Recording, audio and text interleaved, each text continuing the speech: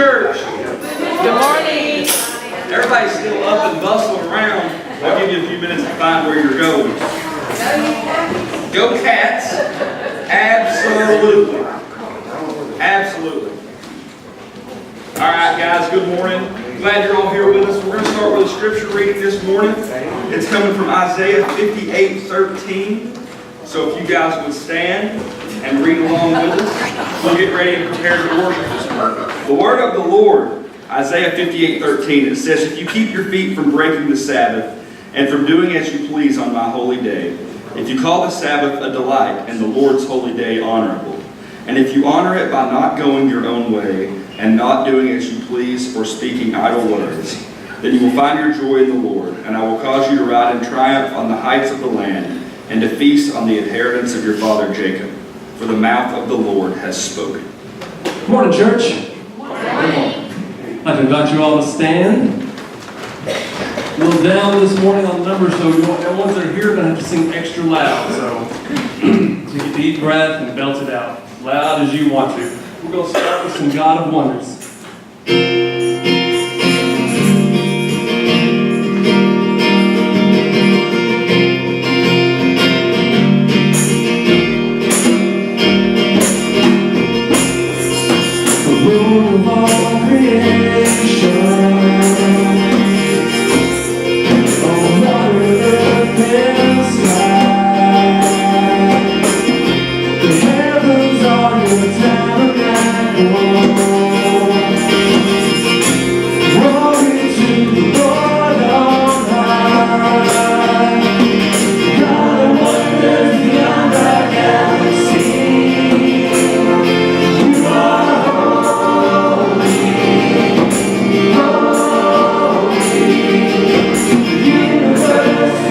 Treasure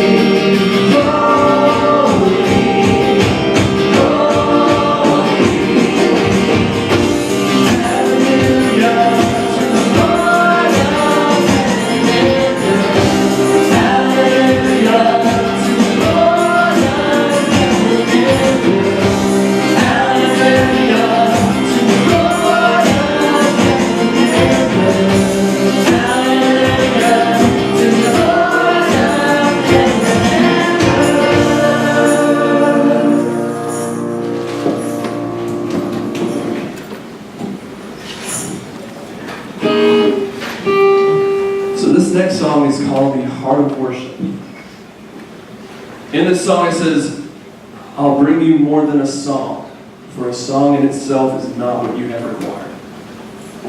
So a long time ago, we were here, we kind of started a little Christian rock band out of the church. And that slowly gravitated, changed, people came in, people left. Eventually, though that aim, that purpose of providing a worshipful experience became more about just writing songs. Songs about God, songs about Jesus, but just songs. And slowly that turned into the songs not even being about that. So this song, the message of it really means a lot to me, this whole coming full circle thing, that all I was bringing was songs. And just songs means nothing. It's the purpose and the message of those songs that you're writing. If you're not bringing songs about God to hopefully bring God to someone else's life, they're just music. So I invite you all to remember that as we sing this song. When the music fades and all is stripped away, and I simply come, longing just to bring something that's a word that will bless your heart. I'll bring you more than a song, for a song in itself is not what you have required. You search much deeper within, though the way things appear, you're looking into my heart. I'm coming back to the heart of worship, and it's all about you. It's all about you, Jesus. I'm sorry, Lord, for the thing I've made it. It's all about you. It's all about you, Jesus.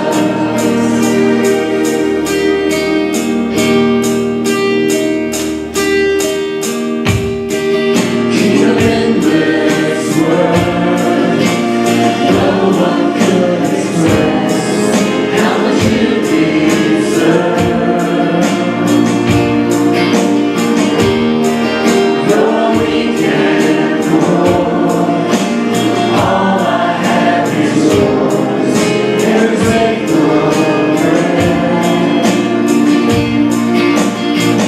I'll bring you more than a song, for a song in itself is not what you have required. You search much deeper within, though the way things appear, you're looking into my heart. I'm coming back to the heart of worship, and it's all about you. It's all about you, Jesus. I'm sorry, Lord, for the thing I made, when it's all about you. It's all about you, Jesus. I'm coming back to the heart of worship, when it's all about you. It's all about you, Jesus. I'm sorry, Lord, for the thing I made, when it's all about you. It's all about you, Jesus.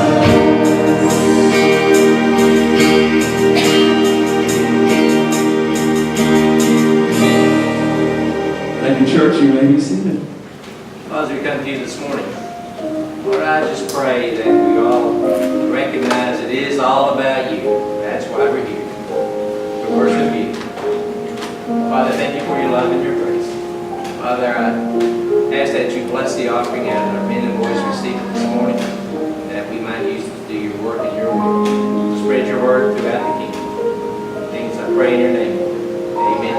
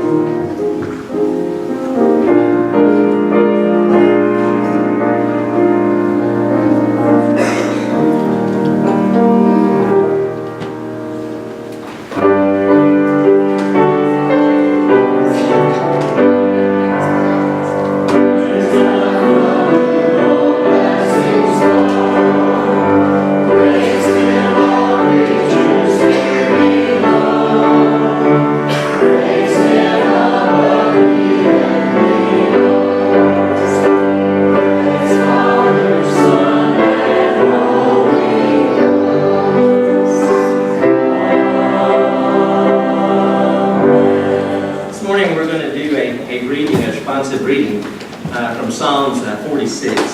And it's on page 780 in your blue book if you want to follow along there, or it's up on the screen also. So as we read, if you will read the bold lines responsibly as I read the others to us. God is our refuge and strength, a very present help in trouble. Therefore we will not fear, though the earth should change, though the mountains shake in the heart of the sea, though its waters roar and foam, though the mountains tremble with its tumult. There's a river whose stream makes glad the city of God, the holy habitation of the Most High. God is in the midst of the city, and shall not be moved. God will help it at the dawn of the day. The nations rage, the kingdoms totter. God's voice resounds the earth melts. The Lord of his hosts is with us. The God of Jacob is our refuge. Come, behold the works of the Lord, who has wrought desolations in the earth, who makes wars cease to the end of the earth, breaks a bow, shatters a spear, and burns a shield with fire. Is that not up there? I will finish it then. Be still and know I am God. I am exalted among the nations. I am exalted in the earth. The Lord of hosts is with us. The God of Jacob is our refuge. May God bless the reading of his word.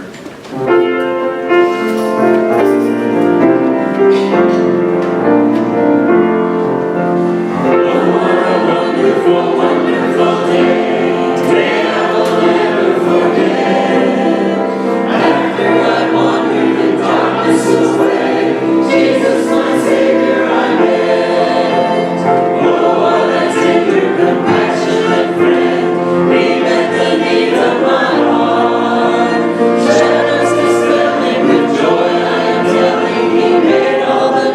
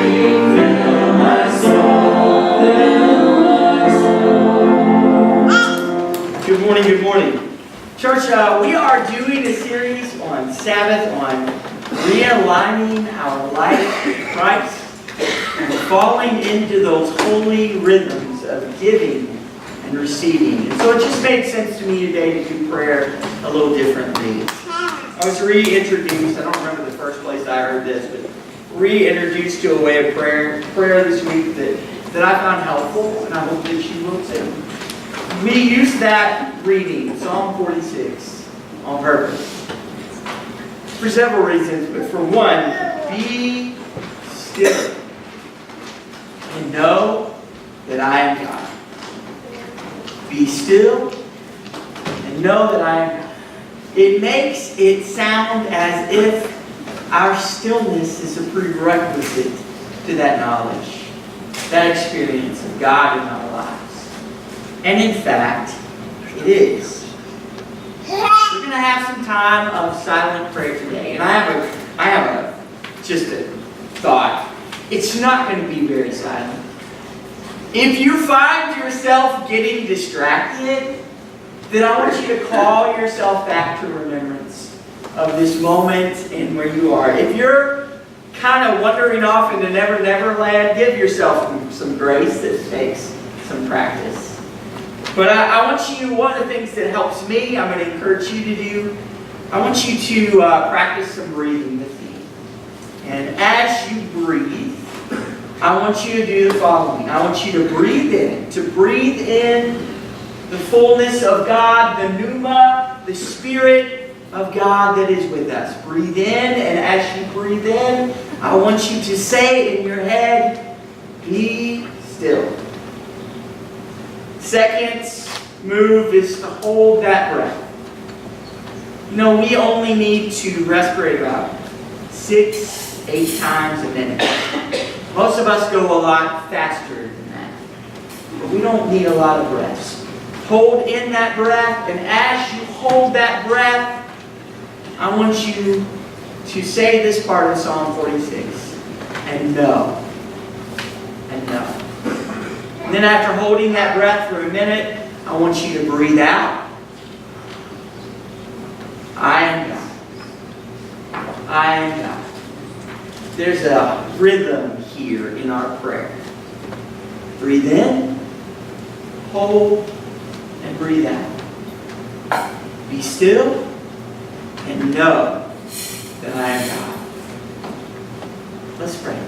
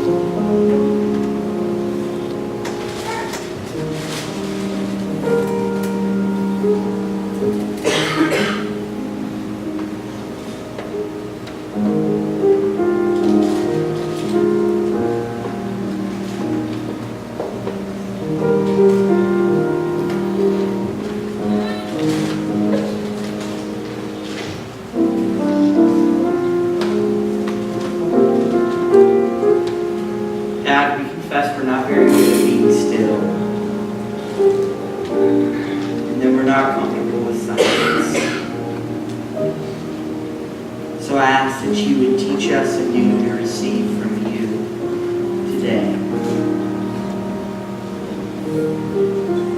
God, I ask that even our breathing in and our breathing out is worship of you.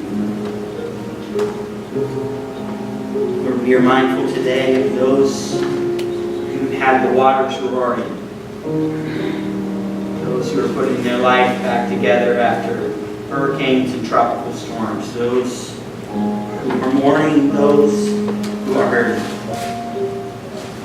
And we ask that you would make us messengers of your peace, that you would use all of who we are to bless the world around us, so that they could see even just a pinch, a portion of your goodness.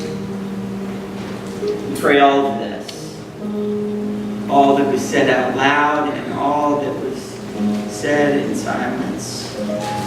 We pray in the name of Jesus Christ, who teaches us to pray. Our Father, who art in heaven, hallowed be thy name. Thy kingdom come, thy will be done, on earth as it is in heaven. Give us this day our daily bread. Forgive us our trespasses, as we forgive those who trespass against us. Lead us not into temptation, but deliver us from evil. For thine is the kingdom, and the power, and the glory forever. Amen. The scripture reading today comes to us from Genesis chapter 2, verses 1 through 3. I invite you to follow along with me as I read. So the creation of the heavens and the earth and everything in them was completed. And on the seventh day, God has finished his work of creation. So he rested from all his work. And God blessed the seventh day and declared it holy, because it was a day when he rested from all of his work of creation. Thanks be to God for the reading and the understanding of his holy blessed name.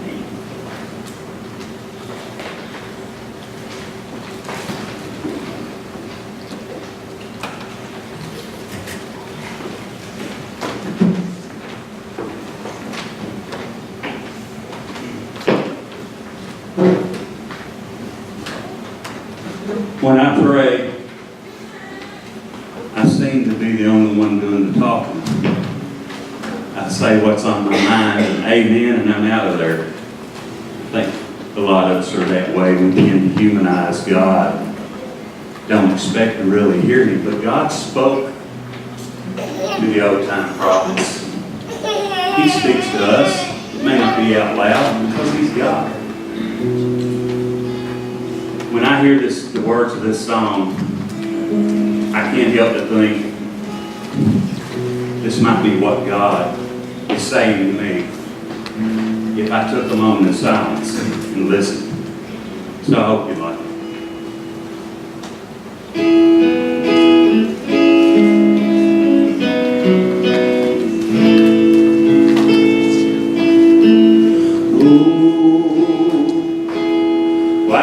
So sad, tears are in your eyes. Come on and talk to me now, and don't be ashamed to cry.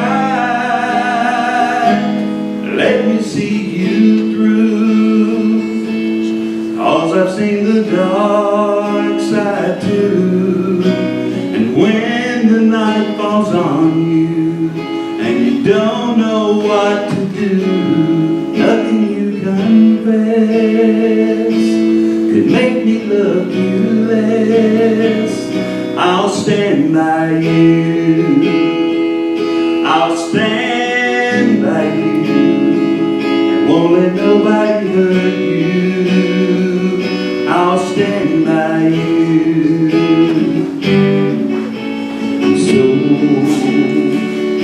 If you're sad, be sad. Don't hold it all inside. Come on and talk to me now. Hey, what you got to hide? 'Cause I'll be there with you, and I'll always see you through. When you're standing at the crossroads, don't know which path to choose, let me come along. 'Cause even if you're wrong,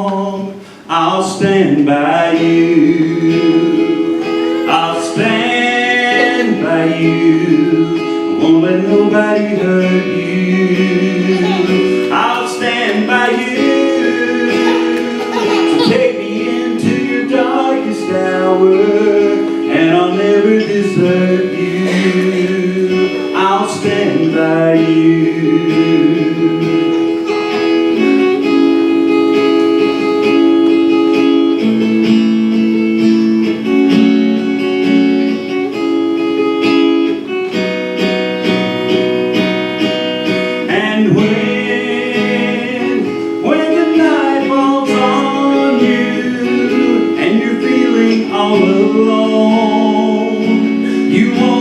On your own, I'll stand by you.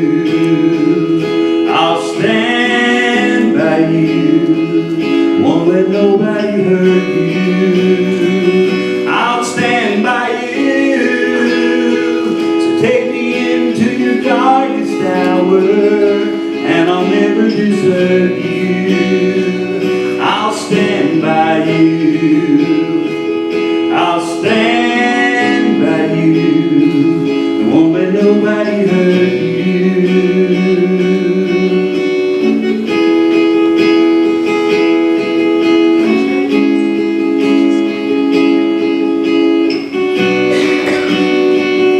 I'll stand by you. Donnie, you know, I swear I've heard that song somewhere before. Thanks, brother. Appreciate you. Appreciate you. I am grateful because it has been about 4 weeks, really 3 or 4 weeks since I've been in the pulpit. I don't remember the last time I had that kind of a break. And I'm grateful for the folks who preached. I am grateful for the people who allowed me to go to a training this week. I got to do that for 3 days this week and found that to be a real blessing. I'm grateful to our staff and volunteers who did extra work and were on call to allow me this luxury. We're starting a series today called 24/6. And the book was actually, you're not going to get a book report because I'd actually like you to read it. The book was written by a doctor, a medical doctor named Matthew Sleeve. It is in-depth dive into this topic. And I hope that you will enjoy that opportunity. Paint Lit United Methodist Church did this series about 1.5 years ago. They got the book for free, and they were pleased to pass that blessing along to us. So feel free to grab one. There won't be a test. I just want you to have something to enjoy and to read along with me as I go. I will tell you, I'm preaching this one, and though I'm a little nervous to not preach for a few weeks, I'm excited to preach this one because this is a word that I need to hear. And I hope it's one that you need to hear as well. You pray with me?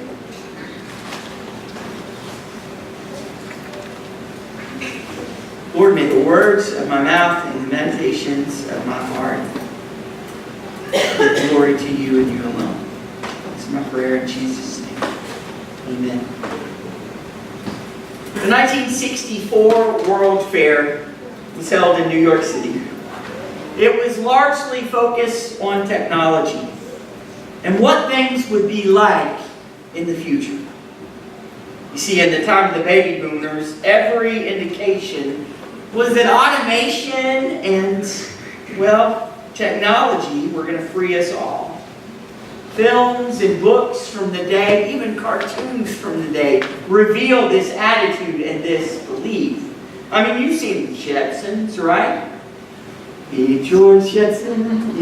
Really? Anybody? Anybody? Just me? All right, there's some out there. Well, I mean, the Jetsons' robot nanny did it all. She did the laundry and she did the cleaning of the house and the making of the meals, all while an aero car buzzed them to work in school through clear blue skies. That's how things were going to be. And something must have gone horribly wrong between then and now, right? Sociologists at that World's Fair asked questions like these. I didn't make these up. These were the questions they were talking about in 1964. In the future, what are we going to do with all of our spare time? How will we cope with 3-day work weeks and 4 months of vacation a year? Well, it turns out that these are not the issues that most of us are facing these days, more than 50 years later. We do have automation, don't get me wrong. You can make an egg in 30 seconds with the right tool purchased online. But there are personal computers and time-saving gadgets that haven't saved us any time, but just given us more than we think we have to do. The common complaint of most of the people that I talk to is that there are not enough hours in the day to accomplish all that we want to accomplish. Multitasking, now a way of life, and it feeds our busy minds. We drive our cars as we talk on the phone. We watch television as we shop on the internet for junk we don't need. We catch the evening news while we cook dinner. We leave the office, but we take work home with us so we can get caught up. We never stop. We rarely wait in silence. Many of us don't shut down until we collapse on the pillow at night. Now, I'll tell you, this is not an appropriate time to elbow your spouse or your friend. Let this one be about you. Friends, the pace of our life has increased. And that increase, that wanting to do more and achieve more and earn more and be more, has not quenched our thirst. It's only led us to exhaustion, loneliness, and despair. Don't believe me? A study put out by Gallup last year says that half of all Americans always or sometimes feel lonely in their life. 2 out of 5 Americans sometimes or always feel that their relationships have no meaning. 1 in 4 Americans now rarely or never feel that there are people who understand them. Over the last 17 years in our country, the number of suicides has climbed by 28%. It's the second leading cause of death for people between the ages of 10 and 34 now. You see, our world is offering us instant connection, but it's not offering us genuine, intimate connection. Our world calls us to achieve, but the ways it's calling us to achieve and succeed does not lead to our health or spiritual well-being.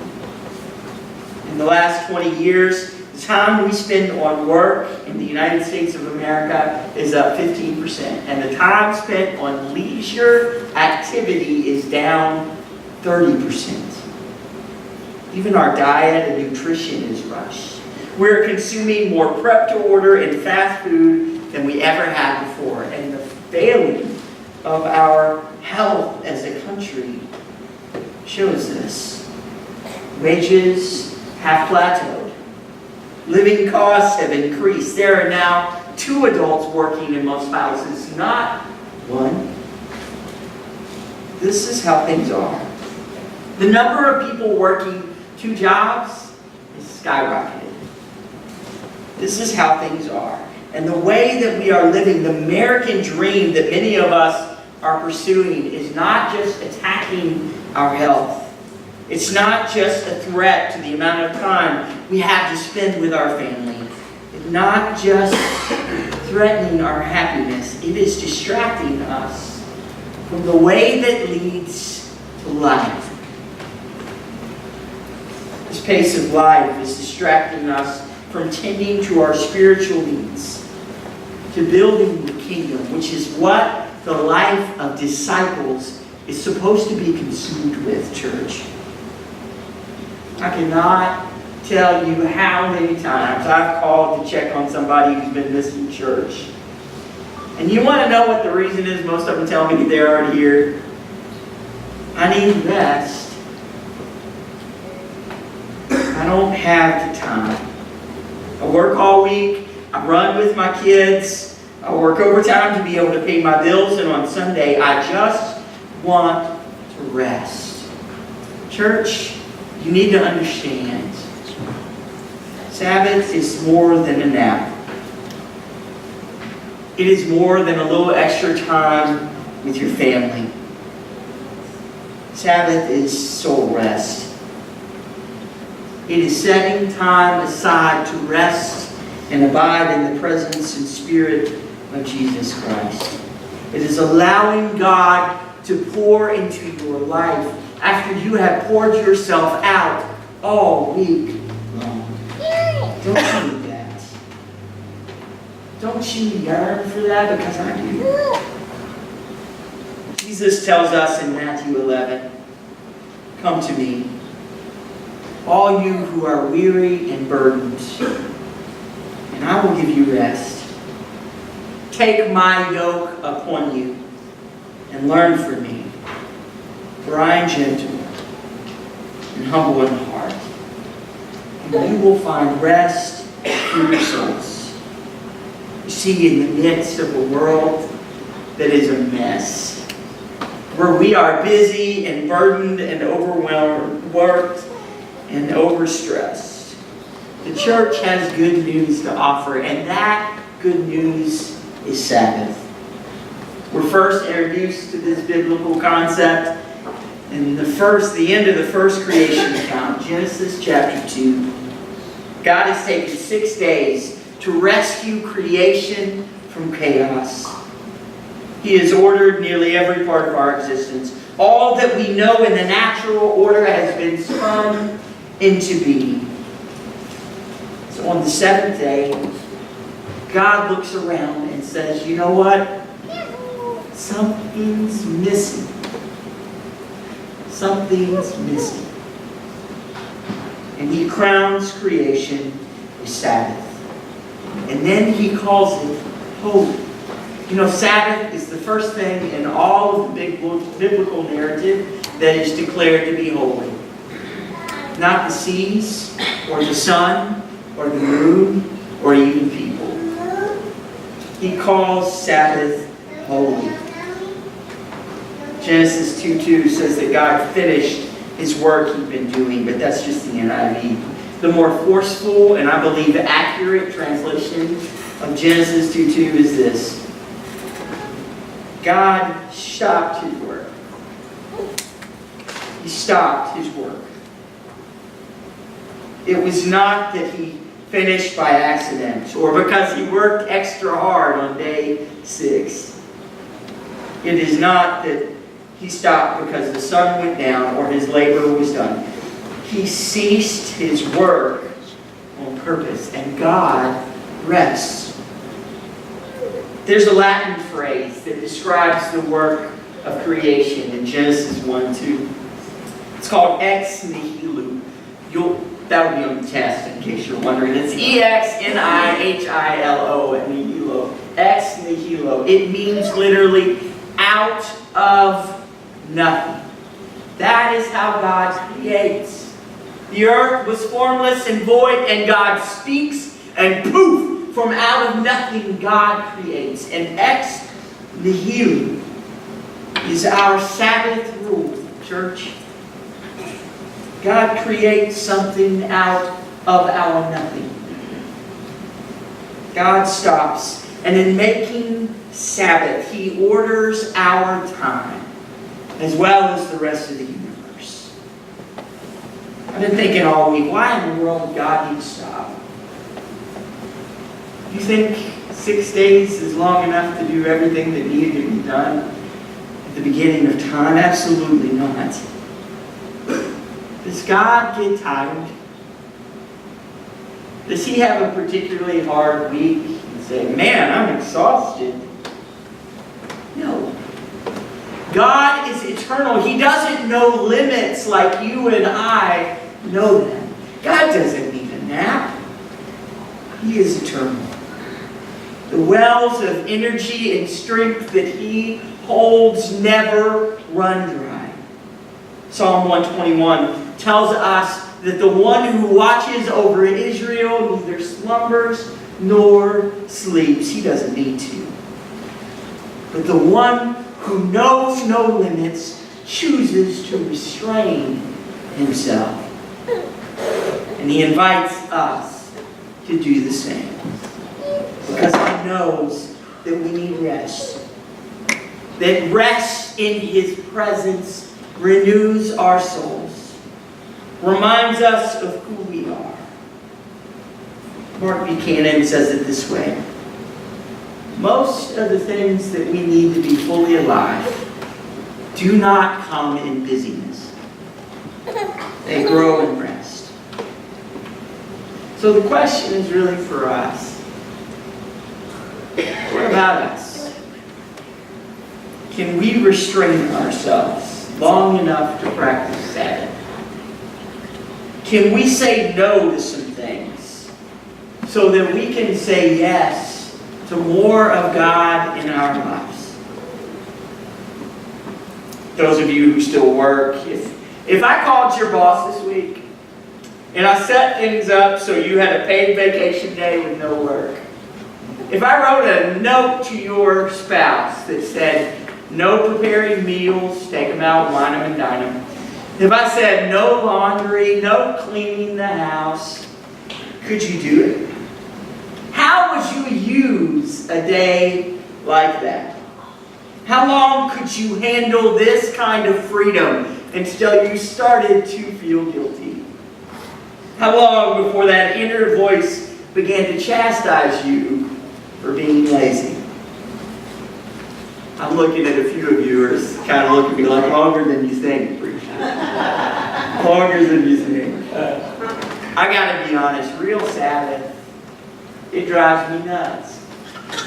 It takes me about 10 seconds on a day off to begin to fill my time.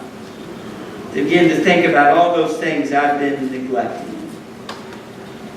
And when we discover that we can't rest, then friends, I suspect that we're listening to the wrong voices. I suspect that we may have wandered away from God's intent in our lives. I stay busy.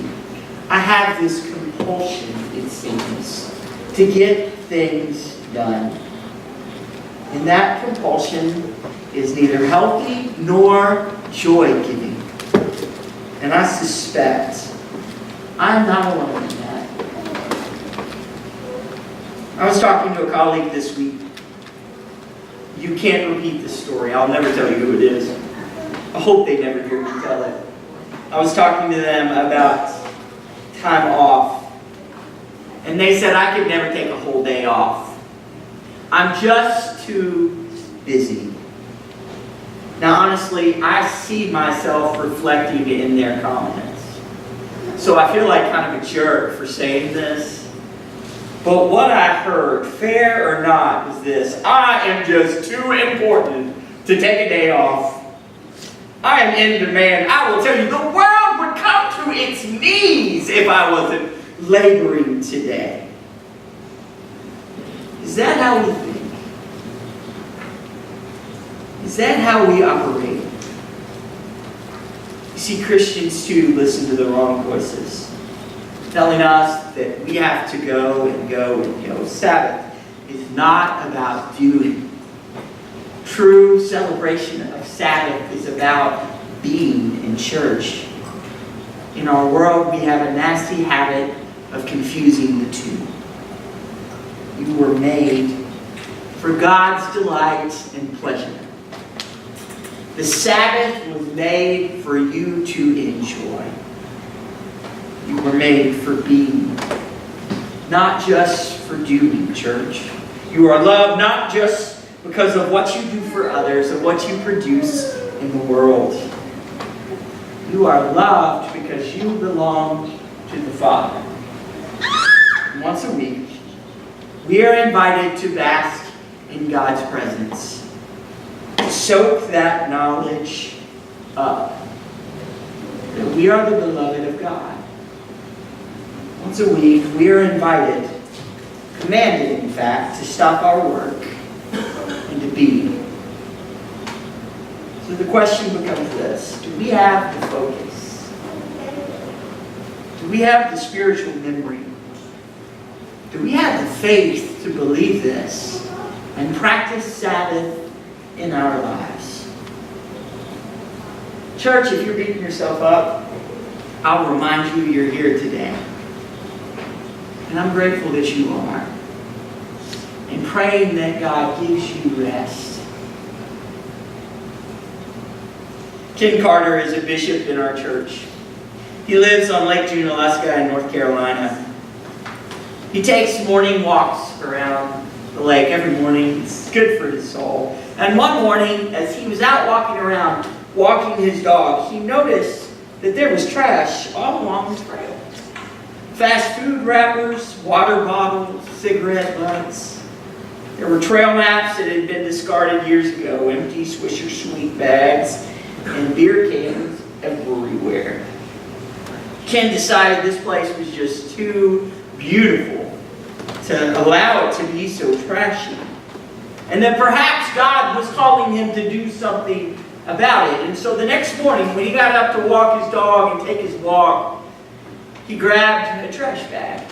He began to pick some of that stuff up. And the next morning after that, he saw some gardening gloves that actually belonged to his wife sitting on the table on the way out of the door. And he grabbed those two to protect his hands from the nastiness that he found along the trails. And for weeks, this is how he walked around the lake. And the more that he began to take the different trails that he liked to take and look for trash, he saw it all over the place. His 30-minute strolls became an hour of cleanup duty. His dog began to lose his enthusiasm for their morning walks, as he had to stop and wait for his master to go off the trail and pick up his refuse. He would pick one trail this day and come back in a routine, about 4 different trails. By the time he had hiked them all and got back to the beginning, it needed to be picked up again. It never stopped. Every time he got home from one of these walks, his bags now full of trash, he was more and more frustrated. He has less and less faith in humanity. One day he got home and he said, "What kind of slobs live around here?" About a month and a half after starting this practice, he was out on one of his early morning walks.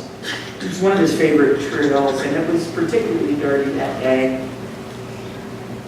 His gloves were on. His bag was in hand. And he came around the corner of this trail, and he nearly ran into another hiker because, he wasn't paying attention. And she spoke up when she saw him, pointing behind her. And this is what she said: "Is that not the most amazing sunrise you've ever seen in your life?" And with her help, he noticed that the sun had risen that day. And he looked out on the lake and saw that the sun had begun its slow ascent. It was pink and orange, the most beautiful colors you could ever imagine.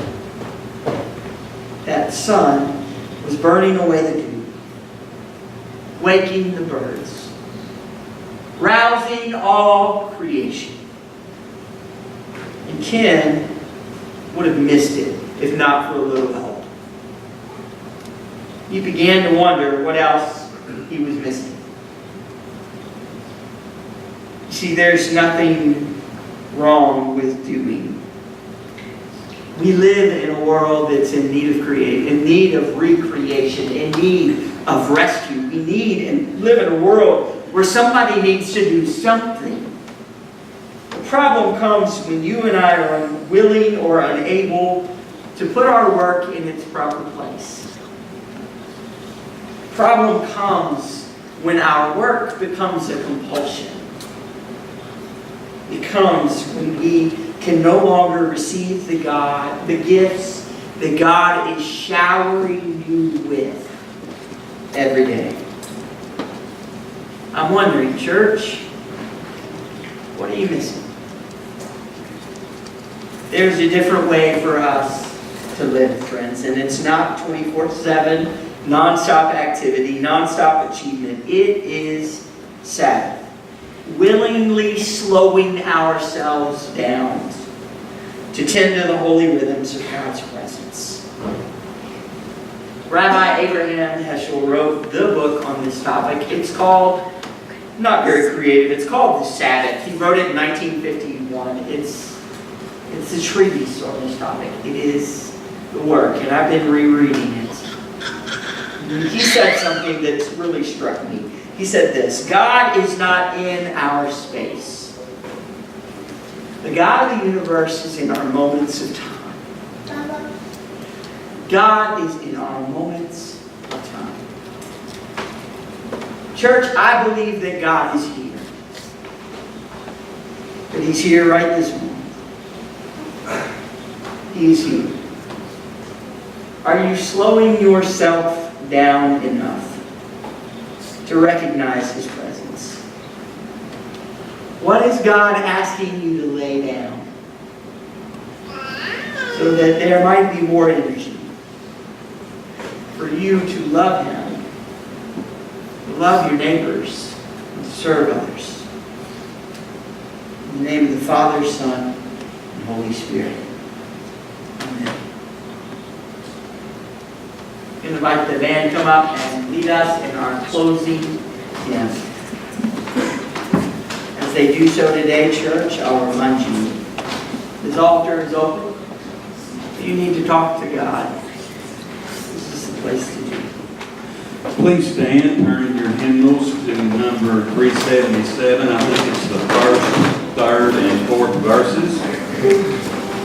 It is well with my soul.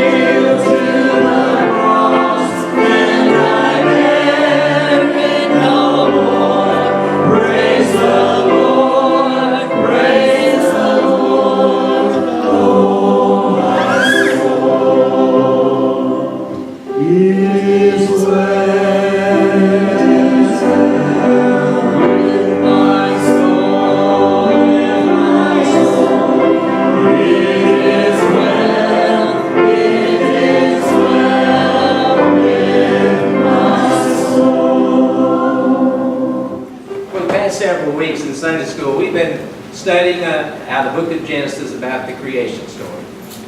And we have learned and relearned that God did everything in an orderly manner.